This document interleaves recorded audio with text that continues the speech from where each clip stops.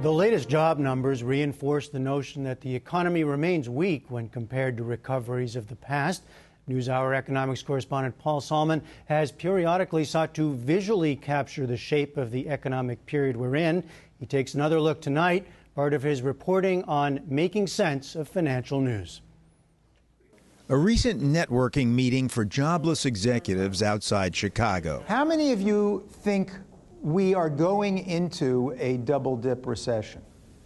Going into a double-dip recession? Wow. Or a double U? Is that where the economy is now headed? We've been exploring the shape of things to come ever since the economy tanked. Our guide 2 years ago, in mid-2009, MIT and former IMF economist Simon Johnson. Let me show you like this. So here's GDP, gross domestic product. That's output, what we produce. And here are years. Johnson sketched the predicted shapes as of 2009 on a blackboard. The one the optimists were pushing at the time, a V-shaped recovery. If we have V, we go right back to the path we had before, and you get a V-shaped recession. And by the time you reach end of 2009, 2010, you've forgotten about it, right? You bounce right back. Well, pretty clearly the V didn't make it off the drawing board. So what about the other shapes being bandied about at the time? The L of a drawn-out depression with no recovery in sight. An even deeper plunge, depicted as a lightning bolt. A recession brought to you by a bumpy version of the letter U. Small ups and downs in an economy struggling to recover. Remember, this is GDP, not employment. Well, it's now more than 2 years later, so we return to Simon Johnson with, looking on the bright side, an MIT whiteboard. The good news is we didn't go back to the Stone Age. So I think we'll take that one off and give everyone some relief. It's also not an L. It's not the Great Depression. It's not stay down. The economy has come back to some degree. So I think we can take that off. What has actually happened? Let me draw you a couple of pictures. And I'm going to use an optimistic color, green. Green for go. Go to the future. So if you think about GDP, here the story is not so bad. So we were growing up until 2007, end of 2007, early 2008. We come down pretty sharply, and then we have some recovery. Problem is, we're not growing fast enough. We haven't grown fast enough to keep up with population growth. And when you adjust GDP for inflation, we're about where we were 6 years ago, end of the second quarter of 2005. So it's not a lost decade, but it's a lost half decade already. So we've got a kind of not a U, not a bathtub, kind of, I don't know, a hammock. Right, it's a hammock. The economy has gone to sleep on a hammock and is not waking up. It should be growing faster, and we should be getting jobs back. We should be getting jobs back, says Johnson, but we're not. 14 million Americans still officially unemployed. Using our more inclusive U7 statistic, computed and posted on the web every month, as many as 28 million or underemployed. If you look at any other post-war recession in terms of jobs, what's happened to employment level, all these other post-war recessions look like something like this. You go down for 12 months, 18 months, you come back, you lose maybe 2 or 3% of employment maximum. That's what this one looks like. Struggling to come back, we've lost 6% of employment.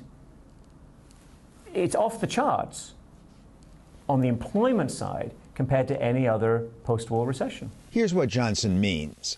That jumble of lines at the top tracks total jobs during every downturn since the Great Depression and World War II. Jobs always rebounded fully within at most 4 years. The only outlier, that red line at the bottom, which has been described as the reclining nude-shaped recession in terms of jobs. That little peak is temporary census hires. It's a great description. Of course, it's also incredibly depressing for everyone caught up in the middle of this, because the nature of work changes, and some jobs are good, maybe get better paid at the high end. A lot of jobs get pushed down, down, down in terms of wages. I think unemployment's going to come down, but that does not promise prosperity for most Americans like it used to, like it did in the post-World War II period, for example. Well, the jobs picture, and for that matter, the GDP picture, they both look like what's happened to Japan. It's the lost decade. When you think of their stock market, the lost 2 decades. I think it's a fair comparison, although it's a little bit shocking and disturbing. In long periods of human history, economies have shrunk as well as grown, and that could be what's happening to us on a per-person basis. Of course, the greatest global fear these days has been the crisis in Greece in particular, Europe in general, which could conceivably take us all back down. Europe is the problem of the day and the problem of the year. If the world economy had just had a big financial crisis in 2008 and we'd got through that, then that would be one thing. But that financial crisis triggered a government debt crisis in parts of Europe, which they have been unable to deal with. So it festers and it goes on, off, and it generates a lot of uncertainty and fear around the world, and it further damages these rather fragile financial markets. Back here in America, meanwhile, we're now 4 years from the onset of the Great Recession. Using the Great Depression as a benchmark, that would put us in 1933, the Depression's very bottom, when President Roosevelt took over. Relief followed. Jobs grew, mostly through government. One of the most popular movies of that year was all about recovery, The Gold Diggers of 33. We're in the money, the sky is sunny.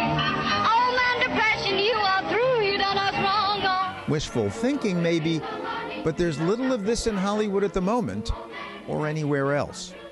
We are not in the money, and we don't feel, I think, exuberant or even optimistic. It's not the Great Depression, though. The Great Depression, you lose 20% of employment. We only lost 6%. So let's be a little happy about that difference. But not too happy. In 1937, President Roosevelt and Congress cut spending and hiked taxes to balance the budget. The economy relapsed. And we now talk about one long depression lasting until World War II. And that might well resonate with our unemployed executives outside Chicago, like former corporate real estate executive Denise Purcell. I was out of work for 5.5 years. I've just landed a contract position starting Monday for 1/3 of the salary I was making before. After I polled a group on the likelihood of a double dip, she said I was asking the wrong question. Poll the question, how many people think we ever came out of the recession? How many people think we never got out of the recession? In stalemated America, that rarest of political outcomes, a nearly unanimous vote.